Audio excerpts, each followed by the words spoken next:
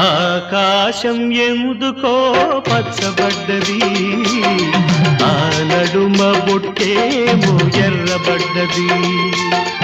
ఆకాశం ఎందుకో పచ్చబడ్డది, ఆ నడుమ బొట్టేమో ఎర్రబడ్డది.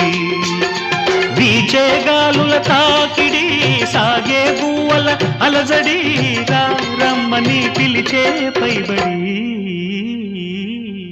ఆకాశం